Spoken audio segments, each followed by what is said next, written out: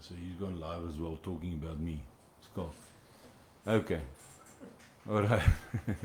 It's a very interesting thing we have here. So, Skalk van der Merwe, I see he's live. He's saying that the Hawks broadcasted that I'm going to be arrested. Now, how stupid would that be of the Hawks to tell Skalk that's about to go to prison for planning to murder somebody? Tell him that I'm going to be arrested. But they choose their people. What do you think? They choose their people. All right, anyhow, so the Hawks would tell me myself. They will phone me or they will come and arrest me at the office or wherever I am. So it's an interesting thing that I've got so many enemies that has got nothing to do with me. But in the case of Skalk, I gave him money. I got him out of jail. I paid his bail. I thought that he was busy with a good thing regarding the COVID. But I'm in court with him on Thursday, and then we'll see how that goes on Thursday. Just by the way, because I just saw him going live now. Huh? Op die groepe gesit. Okay, so you're back to square one, like in viewing. Okay. All right, but I'll try and be quick now. I mean, that's last famous words. I'll try and be quick. So, what are we sitting with now? We're sitting with Teresa sending snippets of our discussions. And now, what happened? 3 incidents happened. First of all, she gave me pills. She told me, and I can give you dates later, I will check it up. She gave me pills pretending that was arthritis pills, because she said, oh, my mother uses this and it's so magical. And I said, no, but it doesn't look like arthritis pills. And she put it in my mouth, man, it's wonderful, it's going to help you. So I ended up at in the hotel at Emperor's, and apparently what the waiters and everybody was telling me is I just saw the food growing towards me, like in all sorts of neon colors. And I ended up 2 o'clock in the morning waking up, and all the text of people have been forwarded to a phone and wiped off mine. Okay, so I was pretty angry, and she came in the night apparently to check whether I died. Now, I don't know why she wanted to check whether I die of arthritis medication. But when I woke up, I fell asleep again, and when I woke up the next morning, I knew something terrible has happened. And she came through, because obviously her husband had to leave the house, and then she came through to check whether I was okay or check what effect it had on me. But obviously I was very angry about the data that was wiped off. And so the first, sorry, it wasn't that, she didn't come that morning. I actually went to her house, knew where she stayed in Roodepoort, just near Floric Center. And I went to to the gate, and I hooted for her husband to come out. And his name is Friedel Kutsia. He's working at Prime Meridian, an insurance company, as an IT guy. That's why I know what's happening at the moment with the IT. And I said to him, he came out and he said to me, I must talk. And so I went back to the car, and I thought, no, I can't do this. This guy, he looks like innocent, you know. For that moment, I felt sorry for him. I'm not going to tell this guy. So I went to the car, and he called me back. Tell me the story. What's going on? What's going on? I know, Louis, tell me, you know. And he obviously, she asked me before that I must act as though I'm Friedel, because she had an affair down in Cape Town, and this Raymond was chasing her. And I had to act as though I'm now Friedel. And I mean, this Charmaine, that is Raymond's wife, was going berserk. And she kept on phoning. So I answered, and I said, you know what, you must just forget about the situation. Your husband is not faithful, just forget it. So he was standing there in front of me, Friedel, and I didn't have the guts. So it took me a while. I go back, I go forth, I go back.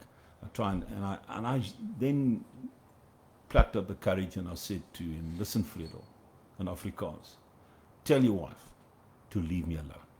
That's all. And he called me back. What do you mean? What do you mean? What do you mean? I mean, he knew.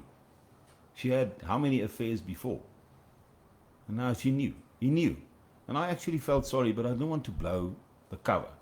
So I went back to the car and I drove off. So this woman was on my case all the time. Everything that she didn't wipe off is here. Inter alia, she calling black people K's. Okay. So Teresa could see that was a way of communicating. And I will show you what has happened there. And so one day there was a situation at Eureka. Now Eureka is a town of white people. And because I'm in Namaqualand and I was there at school at Port Nolloth Primary and Springbok High School, I've got a lot of empathy with people in Namaqualand. I also have empathy with people, old people that flee from crime, like in Joburg.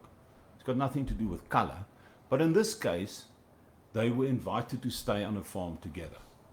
And that's called Eureka. And then the municipality wanted to tear down the houses. And I got involved with Walter. We're still running that case.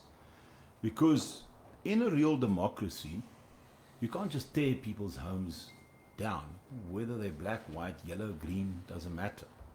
So I got involved there. And I paid, let's say, about 11 million to them to get the ground and so on, because Uncle Adrian, who started this project, obviously he loaned a lot of money to build and the infrastructure and so on. And we wanted to build more infrastructure, but at the time he called his loan account up. So these people were sitting without money. And they were basically sitting ducks. And I started helping them, as I do still today, to cover their monthly cost otherwise, and also fight the case so that their houses are not torn or torn down. The reason is pure and simply that was their pension money that they utilized to build their last house. And if you tear that down and you can't give them alternative accommodation, they are buggered. These are mostly elderly people.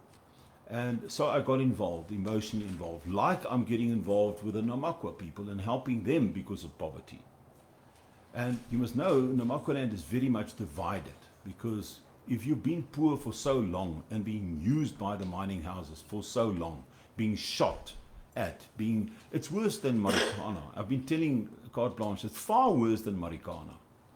But they're being shot and whatever. And that obviously led to an argument with my brother that came in December to come and work here and help me with a mine. And he couldn't understand the community. He was still in that shooting mode. And I fired my brother, and you know I've got a lot of trouble now because I fired my brother. You have to work with the communities, and you have to have understanding. I've been in that community since 2004, back with Wealth for You. And you can't ignore the people that you work with in the region. And unfortunately, there are poor people, and some of them are irritating because of poverty. And they would come like the Zamazamas and come onto your ground, or it's actually their ground if you really think about it. But we've got permits there, and it irritates people and so on. That's what happened there. So the last incident with Teresa was when she came and begged to work with the Waarheid Media, because they now got rid of her. I paid her package 3 times, 340, then she does something else and I paid it again. Eventually paid 1.6 million, and and then the restaurant started telling me, but you know, they showed me a video where she stole money from my bag. And I was quite shocked. I said to her, you know, I drove to her husband again, I showed him the video. I said, please, now this time get this woman off my back. And then she started a campaign. I was still with a friend. She's a fellow director in this company. I have a lot of respect for her. Her name is Renelle Kleinans. A lot of respect for her. We stayed together for 5 years. Initially it was a romantic relationship, but once I started with Teresa, we didn't have a romantic relationship, but I still have, and to today, working together, a lot of respect for her. And I begged Teresa not to please involve Renelle. She's innocent.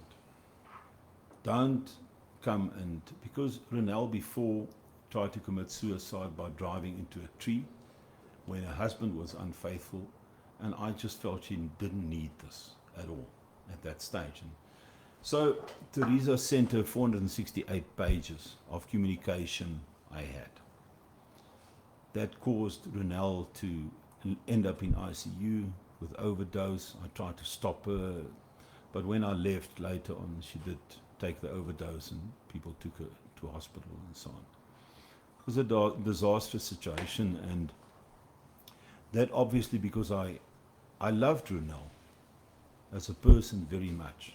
Still to this day, I would always respect her. She was there in very hard times in my life, and I wouldn't be disrespectful to her. But Teresa stole the money, and then this guy Antonio at Emperor's at Italian Kitchen came and he showed me the video and he said, this is the 4th time that she's stealing money from you. But obviously the press is not interested. You know, they're not interested in a woman stealing money from what they view as a pyramid scheme operator. You understand? That is the problem with the press. They're not interested in the truth. So for the past few years, I've been in court trying to stop this woman. Okay. And what they do is they're using voice notes now and combine it. I've been sitting with President Zuma and I said to him, you know, in apartheid past,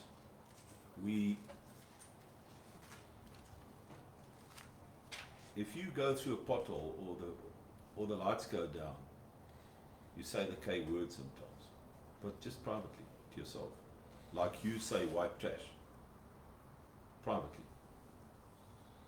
You shouldn't, but we're still a product of our past, our background, reading, education. I grew up in apartheid. Do I love all people? Yes. Did I use the word in public? Never. Never. But this private conversation that she initiated with the K word, I then used. And within the context, when the municipality sent the police to the old people in Eureka, and they really treated the old people very bad. 50 police people taking their private stuff out of their cupboards, throwing it on the ground, acting like cowards with old people. And I got angry. And my anger, I think, stems from the time that I've been at Modderby being raped. And Teresa Coetzee is using private message to duplicate and circulate, and the only reason is because I am currently helping President Zuma, because I really and truly believe that the man needs help. Have I been guilty in the past of racism? I think so, yes, privately. Like a lot of people do. Like Julius Malema sometimes do in public. Do I use that word regularly? No. I think if you look at all the scripts, and people have all my private communication they have, maybe once a year, maybe twice a year, when I'm angry privately. And then Teresa Coetzee, to try and get to me, sent that to her employer in Bloemfontein.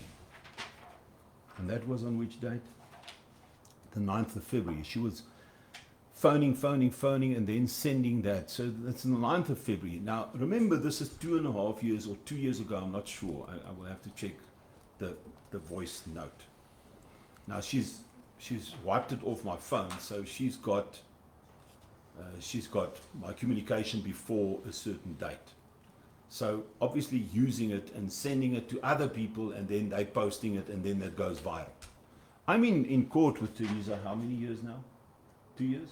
Yeah. And I can't get, we are in pre-trial now. I can't get a court date for this woman to stop. So she doesn't stop with her, she doesn't stop with Renelle before, until she dies, I suppose. She doesn't stop with anybody. And then once in 2 years, she gets me saying something and she repeats it. A private conversation, not aimed at anybody. Not aimed at anybody. And she forgets that I'm helping a hell of a lot, thousands of people, but that word she must now throw in as the last bit of a scorned woman. Okay. So we're going to be in court, and I will win that case. Does it make me a racist? No. I don't think so. My deeds in public do not speak of any racism whatsoever. You could have seen on Saturday, people at my wedding are from all creeds, colors, and races. Do I keep a bit of the past, being 58, in my mind? In the back of my mind, I suppose so. Apartheid, I've experienced till I was, how old now? 30 odd. I mean, we still have apartheid, still today, but I mean, in 1994, I was 30 years old. I was the treasurer in the church at the time. And I think in my life, I never called somebody that. As a matter of fact, one day, with my children, I stopped at the side of the road at Heidelberg. And as part of their education, I asked the man at the side of the road, I said, what does the word K mean? And he said, it means monkey. I said, no, I've read up, and it means that it's somebody that doesn't believe in God. It's like a Hayden. He says, no, it means monkey. And I said to my children, and they were small at the time, that they shouldn't do that. Although, in the old apartheid days, that was a normal conversation on a Sunday afternoon, people called it. In fact, President Zuma now told us today how they called one another like that. And even Captain Paul Swartboy, that people don't want to recognize as the king in Amakuland, that's a very good friend of mine, very, very good, we like brothers. Sometimes when we have a braai, Bucks calls him hot knot, and he calls him white trash, because there's a relationship. In public, I've never insulted people like that. So, what is the intent? I think the law is about intent. What is the intent of Teresa Coetzee in this process? The intent is to destroy, but it's not her. It's the powers behind her that wants to now paint me into this racist because I'm helping Eureka, but they forget I'm helping all the other poor people here. Black, brown, yellow, everybody. Okay. At this point, I'm going to ask you for questions. I know you're tired of my voice by now, but I think you've got more than what you bargained for. Okay, I'm sorry about the time, and I know but how do you tell a story like that without actually telling the story? So please, you are most welcome to ask me anything. I will answer you as straightforward as I've done this discussion. Anybody? You can make a statement, yes. Okay, but then you have to come and sit here, I think. Sorry. Can we swap chairs? Musical chairs. Yes, let me just introduce myself. I'm Walter Niedinger. I'm Mr. Lebenberg's attorney, and my presence here is not to disrupt his show and his press conference. I work very factually, and what I want to convey is that look, we knew that there was something up, something was going to happen prior to the wedding of Louis Lebenberg with Desi, and we expected two things, right? The first one was an intervention from Teresa Coetzee, okay, because we believed that she was not very happy about the marriage that was to take place. And the second thing is, of course, the exposure Louis got for setting up the security for President Zuma's case against Billy Downer and also, of course, the journalist Karen Moore. Now, on Friday, and this is what I want to record, right? Friday last week, I received firstly a notification from Mr. Manye, who is President Zuma's spokesperson, to say that he was sent certain voice notes from Rapport newspaper, which is Johan Eibers, and he was asked to respond thereto. Now, I can tell you it's a little bit obvious the reason for that, because through these actions they want to disrupt the relationship between President Zuma and Mr. Lebenberg. Because why else would they send it to the Zuma spokesperson before I even got to know of the voice note? Now, the same Mr. Eibers then contacted Louis Lebenberg, and of course then Louis sent it on to me, and I also had discussions with Mr. Eibers. Now, just for interest's sake, Mr. Manye, on behalf of President Zuma, told the Rapport newspaper, this is just rubbish, they're not interested, it's not going to change anything. So if there was a ploy to disrupt the relationship between President Zuma and Mr. Lebenberg, it did not work. Okay, and I just want to put it out there because one always wonders about motive and reason why people do certain things.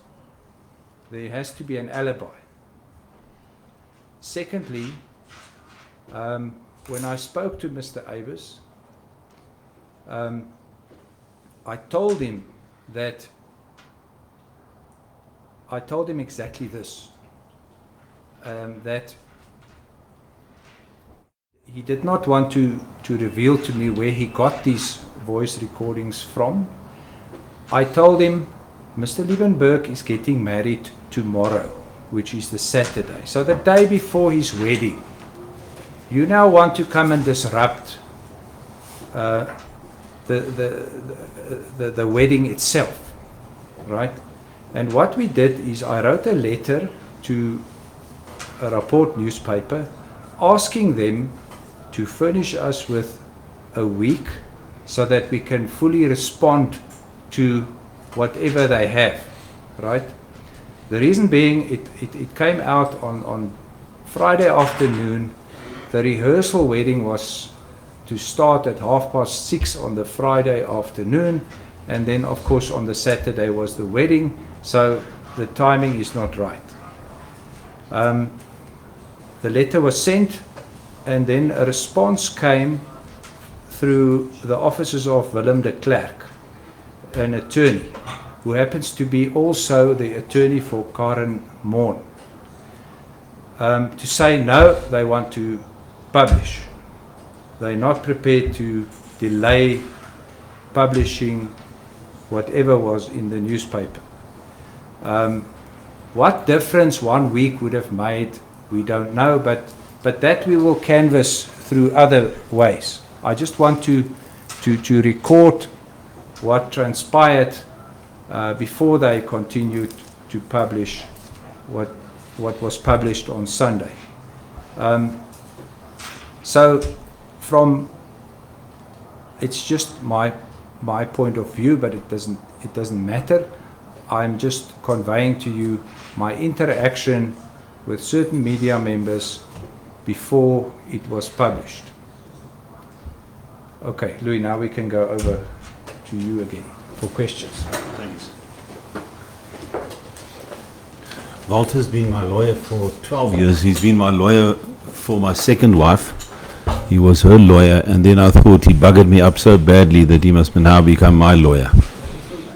So that's how that came about. All right.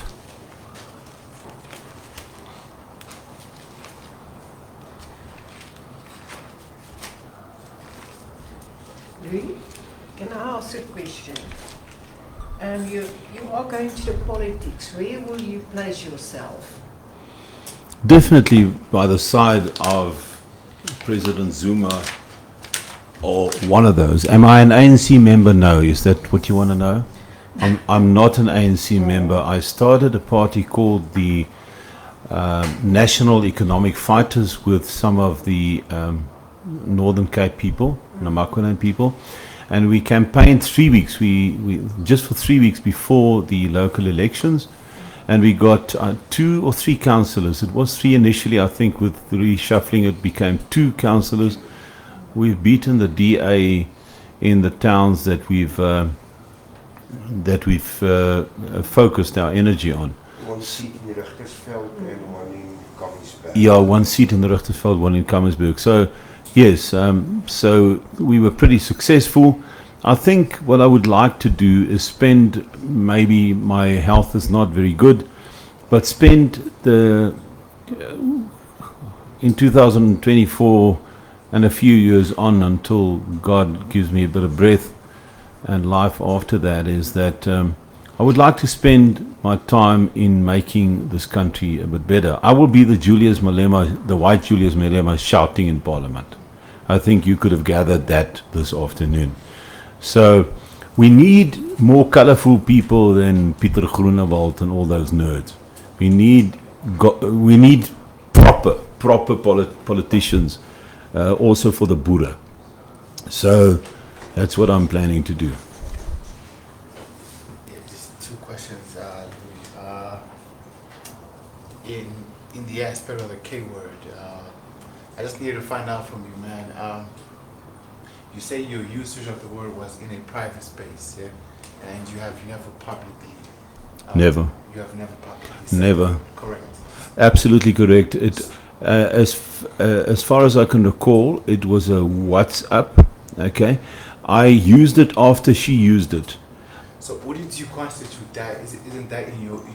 Doesn't the mere usage of the word? I wanted to. constitute I some want. sense of No, my risk? brother. And if it does, how do you plan to maybe redress that in your own thinking? Like you I said? think, like everybody else does, as citizens in this country, we have to look at our past and learn from it. If we said white trash, we must change it to no, my brother.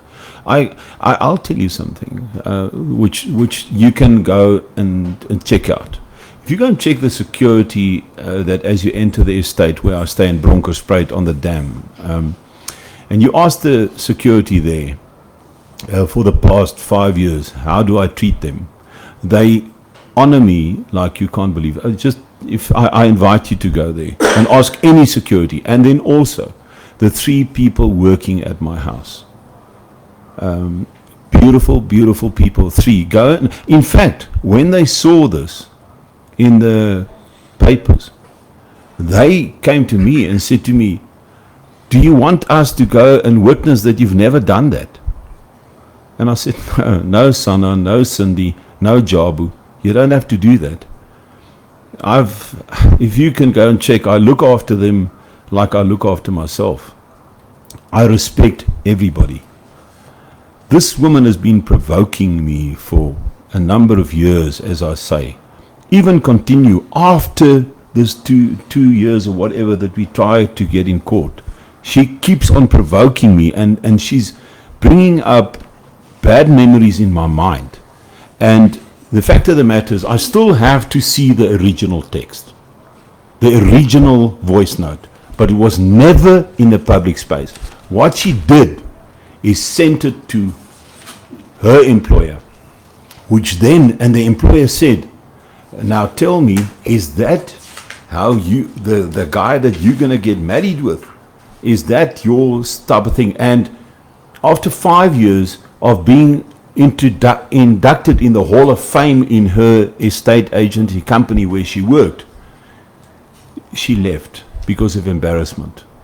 And she knows, maybe she can tell you, I've never, ever used any derogatory word towards my fellow human beings like that. I am very expressive, I'm very passionate, but not that.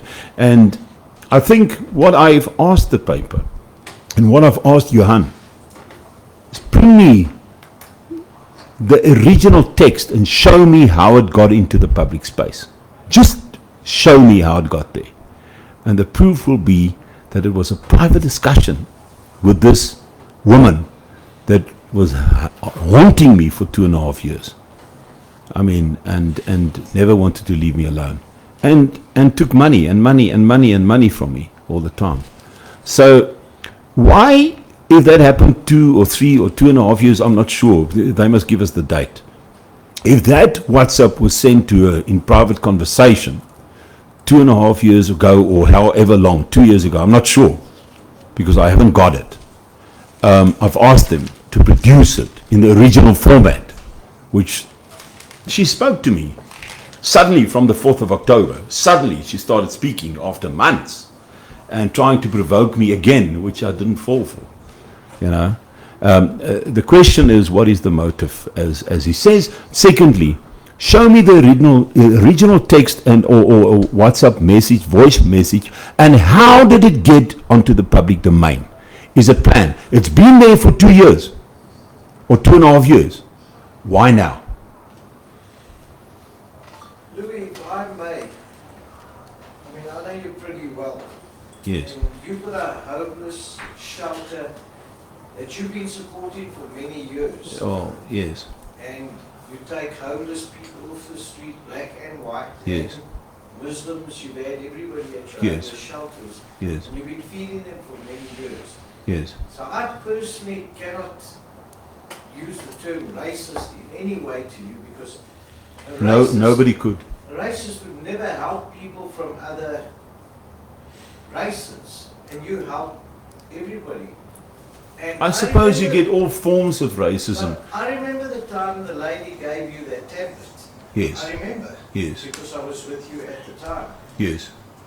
And it's possible that, because this woman always had money in mind.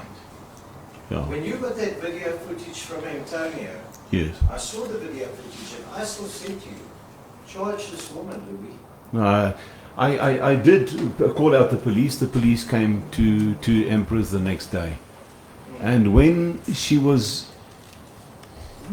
the way that she reacted when the police was there, she got angst. She suffers of angstneurose, anxiety. She goes to clinics often because of that.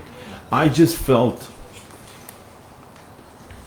In fact, I saw a colonel made an appointment with me, came, then a general I saw because of the shooting incident. They all said, make a case, this woman is not going to stop. Yeah. You know what? My question is, do you think I this couldn't was put her in all jail. set up? Sorry? Really, this reeks of such a setup. Yeah, no, this is a setup, but nonetheless, I have to deal with it. I'm dealing with it the best way I can. Yeah. And people that know me and that can witness to the fact that I'm not a racist and that I don't even see color. My dad didn't teach me color. I was in Port Nolloth. We were all, the pastors and everybody came to our house of all colors. My father was known for that. And then I'm up and we don't know racism. I must be honest with you. Go there, you'll see what I mean. Yeah. We don't know that word. But I'm not going to sit here and paint myself lily white. That's not the idea. But go and look at what I'm doing for years and years and years, That's and what how I'm saying. helping people I and see. of all colors and how I interact with people. President Zuma views me as a very, very good friend. Not because of money, because surely 500,000 can't do it, but because of the interaction. You should have seen the interaction with our office earlier today. It was just magnificent. Well, you stood up and you done something. A lot of people Yeah, stand and watch. yeah. You got up and you done something. Okay, sorry, that was your first question. You have a second one? Sorry? And the article also makes allegations that Yeah. I'm not privy of the recording, unfortunately, Okay. but it does make allegations that you apparently say that Soweto should be bombed. Oh, the context of that, I remember the context very well, and the context of that was the following. We're sitting with the debate on Boer groups, on Afrikaner groups, and the debate is always, when it goes bad with us in the country, economy-wise, ESCOM, SAA, whatever the case may be, the Boer and the Afrikaner does the following, and we all tend to do that, live in the past. So what we do is, oh, it was so great in the country, now everything is a bugger up and so on. And then they start blaming one another for saying yes in the referendum. Now that was in 1992, or 1990, or 1992. Okay, 92, the referendum. And the Afrikaners feel that the question in the referendum was not asked properly. It wasn't said, you know, we're going to have a new government and you're going to be marginalized and all this will happen and the country will fall apart and all the things that we saw. So the Afrikaners tend to live in the past. And what I'm saying to them is, no, guys, this is not on. You can't blame somebody for what they did in 1992. I mean, it's absolute stupidity. Nobody could have foreseen that there's the elite taking everything and then the rest. And also, I believe we should have had a transition government for 25 years, whereby the one businessman takes the other businessman's hand, like I'm doing at the moment in Namaqualand, and saying, let me teach you, like I've done in Lichtenburg with my farmer brother Daniel next door. And I said to him, hey, you're planting 7 feet rows of millies. You're never going to have anything. So I helped him with my guys at the farm. This is how you do it. This is how you farm. This is how you do it. And then Daniel thanked me for it and stuff like that. That's the kind of thing that we need. You know, the irony and the tragedy is that my whole life is talking about building bridges between people. And now with one sentence or 2 sentences. So what I meant there was the following. I said to them, now we had 9 atom bombs at the time in Luatla, in the Northern Cape. Now, we had a choice. The West was putting us under pressure to, as we know, for their own good, for no real reason, because the English buggered up the Afrikaners like in the Anglo-Boer War, and they did far worse things than we did in apartheid. Seriously. We had 468 people dying during apartheid, and there was like thousands of women and children dying in the camps of the English. So, I mean, we've got enough reason to hate. But, you know, we've overcome that, and that's what time does. Time does that. And I said to them, listen, if you argue like that, why didn't you just use the atom bombs and throw it on Soweto? That was the only choice we had, because we would go into a transition. The rest of Africa, the same happened in Mozambique and Angola and everywhere, and French Congo and the DRC and everywhere with the Portuguese and the French and now the Afrikaner. What makes us so special? Yes, I love the Afrikaners. I fight for our language because I believe in a democracy. We should have the diversity. But the fact is, that's what I said. And obviously, they take that one sentence. Throw the bombs on Soweto. Oh my goodness gracious. You know, brother, like you saw this afternoon, I talked 2 hours that I could actually complete in 10 minutes, I suppose. Because I'm from Namaqualand, we tell stories. We tell stories. I'm a storyteller. And so, in the same fashion, why do they take a sentence out of an hour discussion? There's videos of mine on YouTube all over. But they choose this sentence when we're fighting for President Zuma's freedom. It's ludicrous. But here I am talking the truth, nothing else but the truth. It came from a woman that distributed a private discussion. And I want the press to prove where they got it from. Now, not to victimize, but in a legal system, surely we're going to ask for the proof. If there's any court case anyhow, we're going to ask, bring us the proof. Then we'll see where it comes from. And then you'll see I'm talking the truth. It was a private discussion, never meant to be in the public domain. Do I apologize for doing it in private? if I had to do it again with that woman, I would have sworn anything. Seriously. She was like never stopping like today. She doesn't stop up to today. But if the fact that it came out in the public domain, am I sorry about that? Yes, of course. What can I gain? I can only lose. You know what? I only lost since I've been backing President Zuma because of conviction. I only lost. The Afrikaners hate me. They're making videos, long videos. Skalk van der Merwe sitting making a video about me. I'm the biggest group. But I helped him out of jail. I helped him with Walter and with support. I went and visited him in jail because he was fighting for the mandates in the whatever. And suddenly, in the same emperors, I booked him and his wife because they needed some privacy after the jail. I thought that they were really innocent. I booked them into the Emperor's Hotel. And Brandon there at Emperors can tell you, and Nikki here in our office can tell you, I've supplied them with security. I gave them a car. I gave them, how much money did I give them? 60,000 Rand cash. And I paid the first dinner that they ordered was 10,600 Rand. I thought, okay, are you going to order the whole menu? But okay, they did. Huh? And a doctor, 10,000 Rand for the doctor to come and do the COVID testing. I did all that, and I gave them 2 new phones of 22,000 Rand each. I sorted them out. I was on my way to Bloemfontein to address people. Okay? And the phones rang and they spoke to you. Okay? For extra comment. Okay, they then phoned, thank you, my wife, dear wife, telling me that they need an extra room because the mother-in-law is coming to visit. Now, I thought he got divorced, and now the mother-in-law needs another room. We want to keep them safe from the world. And the mother-in-law, so we got them an extra room. And then suddenly the staff phoned, the manager there, Brandon. He phoned and he said to, we've got the voice notes and so on. He said, listen, and you think we're going off, but because Skalk is now sending all these things, that's why I'm addressing it. He's sending all those voice notes on his group because he needs following and he needs to say, I got Louis in trouble. I am the big man. And anyhow, so then they made up a story. They said they came back to the room and 23,000 Rand of the money disappeared from the safe. Now, if you know Emperor's a 5-star hotel, they don't steal your money.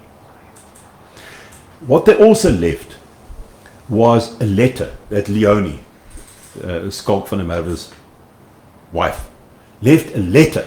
She says in the safe, no, it was handed to the staff, saying, we will hunt you, witch you, whatever, I mean, the wording is here, and we put a spell on you and only we can take off the spell. So the management phoned me, and I've been a client of that hotel for years. And they phoned me and they said, Louis, what the hell is happening here? You know, and then now on video, I'm in court with him on Thursday, by the way. Now on video, he goes on about my pyramid schemes and this. Now, hell, I just went through 13 months of waiting for the court to tell me that it's not a pyramid scheme, that I've got mines. I must be the first guy with 144,000 hectare, 23 permits, diamonds for and whatever, and gold and silver that we trade. That's a pyramid scheme. Why? Because we've got a group of companies. So the income comes in here, we spend the money here. Group of companies. That one has the mine, that one has got the property. What do you want to say? Oh yeah. And then Leonie, the wife, phoned, oh, I'm so sorry, and she was crying bitterly. We've got that voice note here. But I don't want to, you know the thing about me, I don't need fights. So, but for some other reason, you know, the guys come for me all the time. I don't know whether it's the money thing or the jealousy factor. I don't want this. I don't want the Teresa fighting me.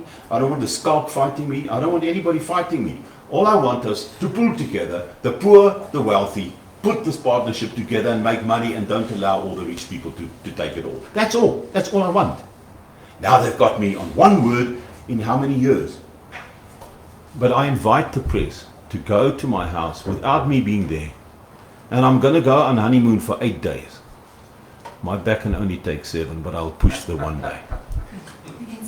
Okay, we can swap, and we'll watch the ceiling.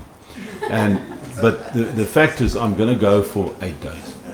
And if the Hawks doesn't get me at the border. Yes. Mr. Lebenberg, Yes. from Lebenberg. Hi, Jana. Yes, Hannah. Thank you. I just want to just follow up with you. Yes.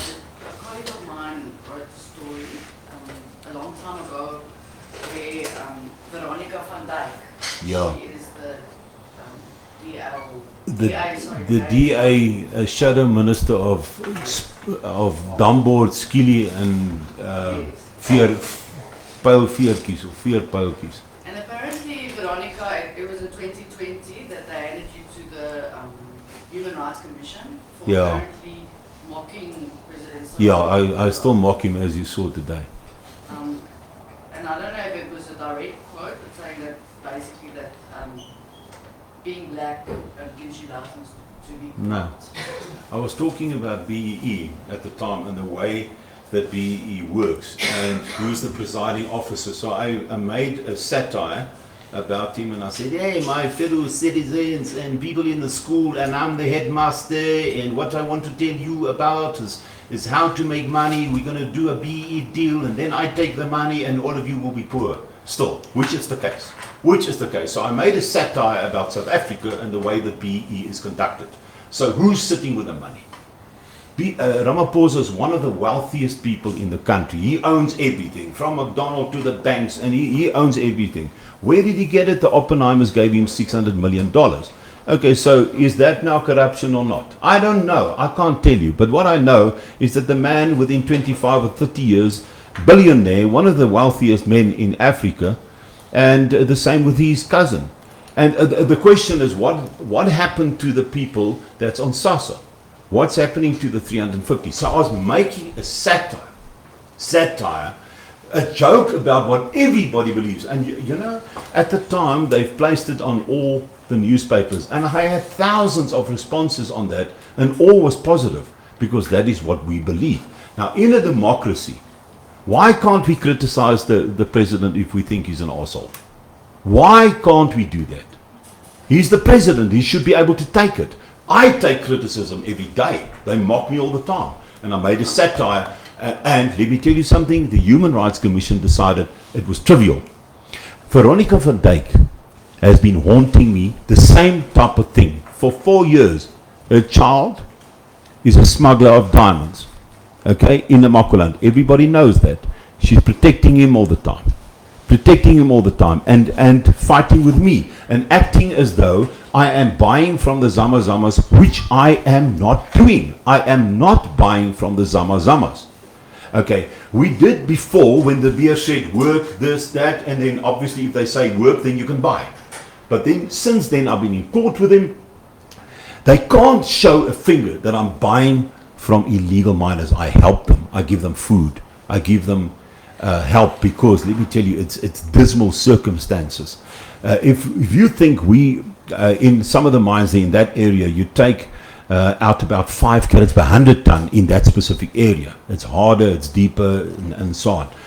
And how does a man with his hands work 100 tons? It will take him months to do that. So just for him to get 5 carats, he will have to work months in order to do it. So they are poor and they are struggling. Okay? So it was a satire. Yeah, so I understand that it was satire. Yeah. Then, and that the commission also didn't find that it No, was, they didn't. It was hate speech. But the DA has indicated that they are going to take this matter. Of course, yes, because they bought. Newspapers, The DA is a bought party. And they're going to be going to the equality court. So just your comment. Okay, let them do it. Now, why now suddenly? This was now 2 years ago, if I'm right. Now suddenly, because I'm backing Ramaphosa. And I told them, and Veronica has been fighting me. I'm in court with Veronica. I can't get a court date for 4 years. That's the kind of corruption we are talking about from her angle. Who's backing her? Northern Cape leader of the DA, Andrew Lowe, is a very good friend of mine.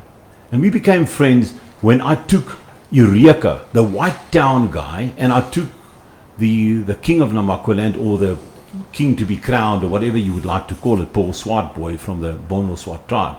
I took him there. So my whole method is bonding, building relationship like I'm doing now. And since then, Veronica has been on the case of Andrew Lowe and his wife. And he was then charged with tampering with his electricity box at his house. I can tell you, Andrew Lowe would never do that. If you meet the man, but they've been so much on his case, Helen Ziller and Veronica van Dijk, in partnership, taking this man down and his wife for conduct on a bus down to East London or something. Absolute madness. He was the premier candidate for the DA for the Northern Cape. Suddenly he's a villain because of the connection with Lebenberg. What is so special about me that everybody hunts everybody that's got something to do with Lebenberg? Like Media 24 with Teresa, and like Andrew, and now suddenly, oh, they're going to open up a case again. Be my guest. How the hell do they want to open? The DA, now look at this corrupt combination. The DA, Veronica van Dijk, with a smuggler son in the Northern Cape, Vian is his name. And the reason I know this is because Renelle, my girlfriend at the time, son, stayed in the same house as Veronica's son in, what is that town? The town where the floods were? Langsburg. Is it Langsburg? They were staying there on a farm in a house. And he gave him the diamonds to sell to me, and I didn't want to touch it. So I know what the hell is happening. He's a smuggler.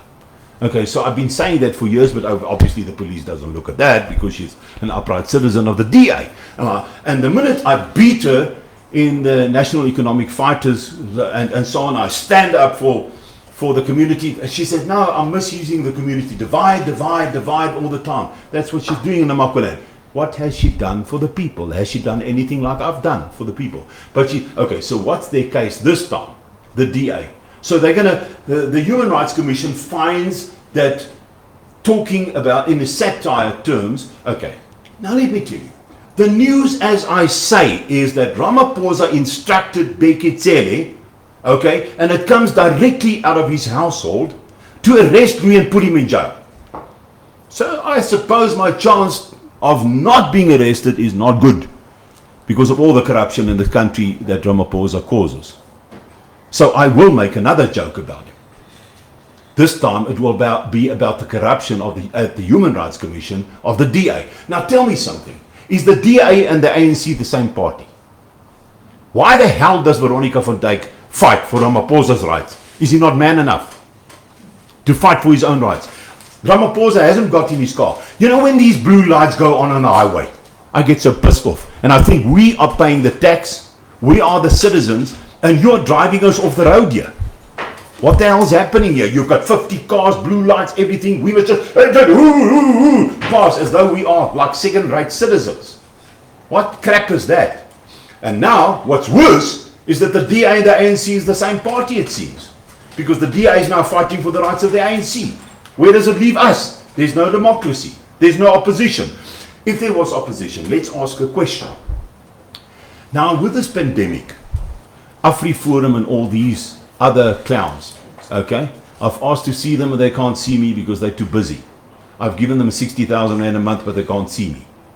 I must be one of their sponsors, okay? So I asked to see Kali Kriel. So Kali Kriel goes on overseas and now he's too busy. When he comes back he doesn't want to see me because why?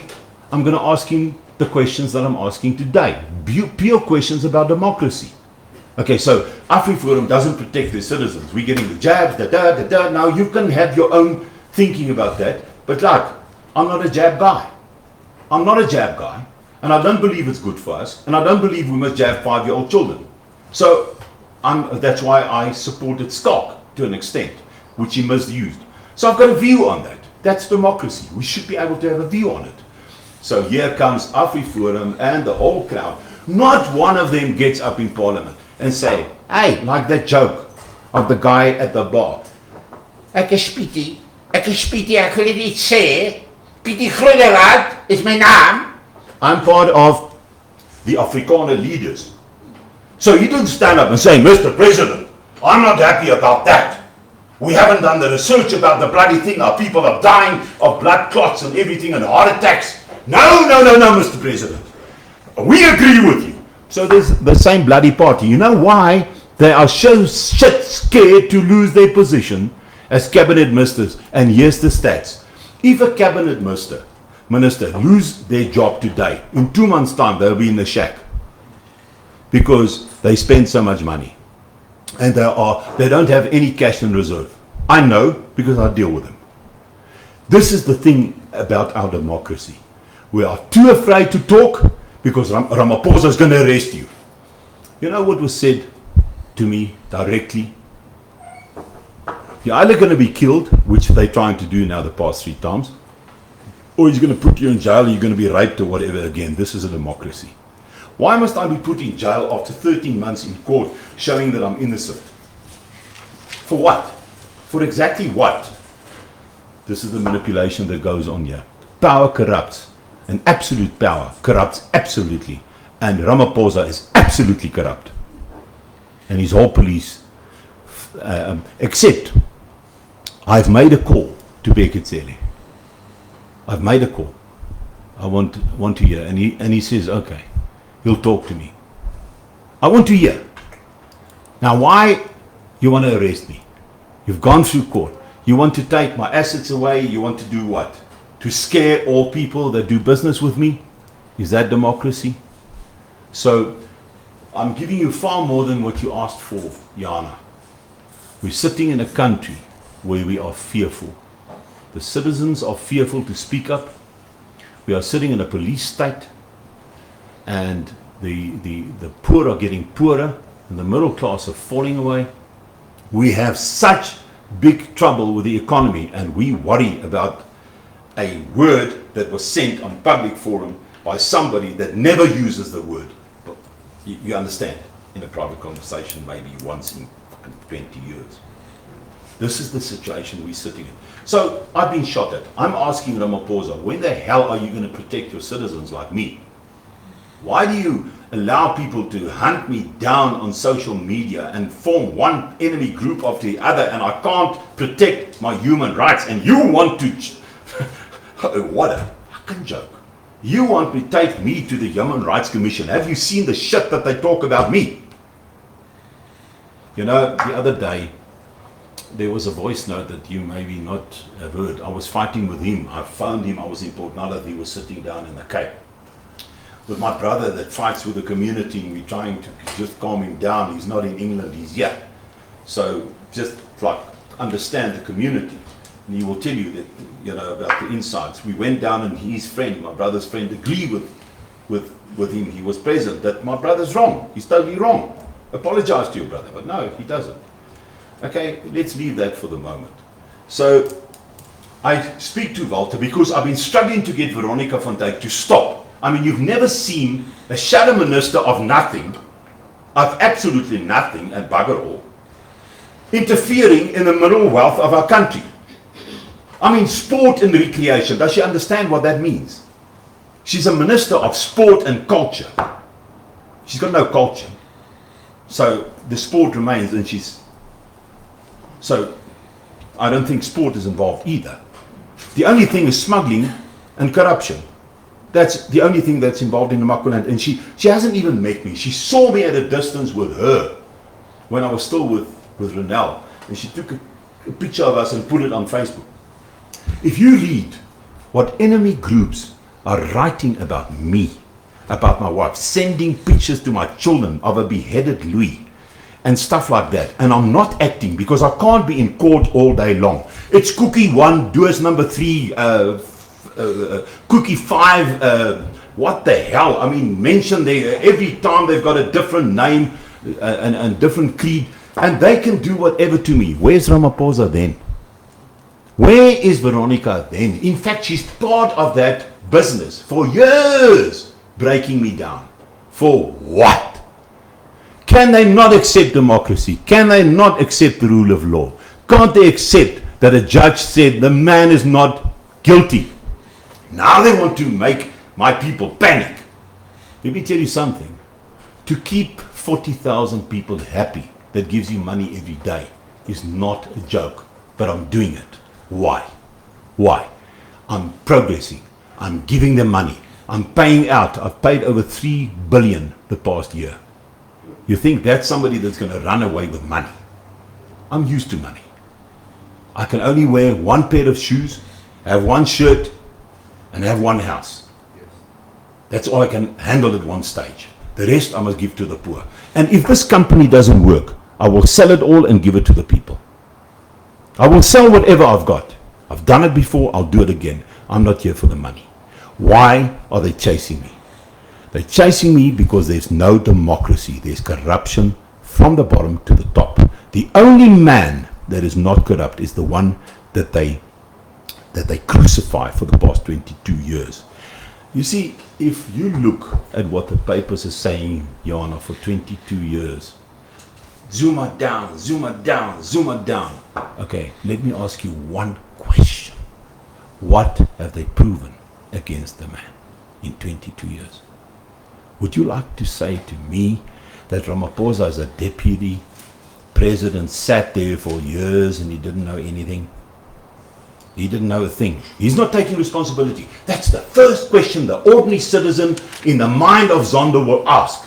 Listen, Mr. Ramaphosa, tell us something. You've been there years next to Mr. Zuma, but you say he's so corrupt and you clean. But you sitting with the money and Mr. Zuma is poor. How the hell does that work? I know mathematics. Grade 1. It doesn't add up. And no citizen is prepared to talk about it because we're afraid. I'm too old, I'm too buggered, I've gone through too much. You know the mistake they've made with me is to rape me in jail, to shock me with taser guns, room 17, for how long? Take me 3 o'clock in the morning in ankle chains and hit me left, right and center, buggered me up until my kidneys were bleeding. This is the bloody state we're living in. But a normal citizen will not talk about these things. They will not make satires with Ramaphosa. One day is one day. You walk into a situation like in America, people are just shooting one another because of the frustration that they're having with a government that does not protect them. This is the kind of thing that happens all over in the world. A government like ours, and Ramaphosa, in a democracy, should say, let's loosen up the economy. We are in shit after the pandemic. People are losing their livelihoods. There's too much trouble. People are in hospital with all sorts of depression. Let's loosen up the economy.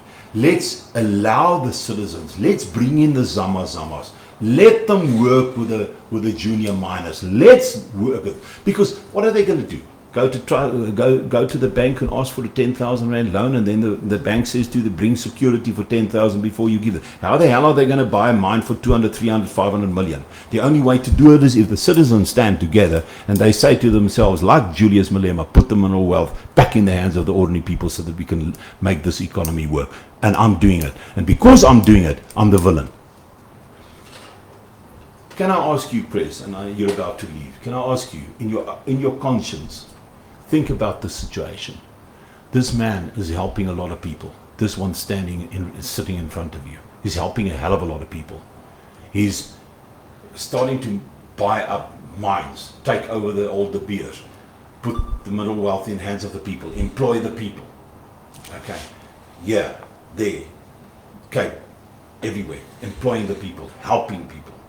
But you must chase him after he's been found not guilty with another piece of legislation or a K word or a what the hell ever you're going to chase me with. Chase me, but what's going to happen is after a while, people are going to lose faith in the press and they're going to lose total faith in the government of this country. And Ramaphosa is to blame. And all the ministers currently afraid to speak up against him and vote against him are going to be responsible for the lives of our people here. We want another Durban? Is that what we want for the rest of this country? A lot of people being killed? The economy to take a few $1 billion knock again? Then we must continue on this road of discriminating against good-hearted people because of self-interest, because of the DA, and because of people that's been paid. There's no more questions. I thank you very much for this afternoon. There's some eats. I think by this time your wife is waiting for you, or your husband. But thank you nonetheless for if you would like to have a word or two with me in private, you're most welcome. Just don't send it on WhatsApp to the public.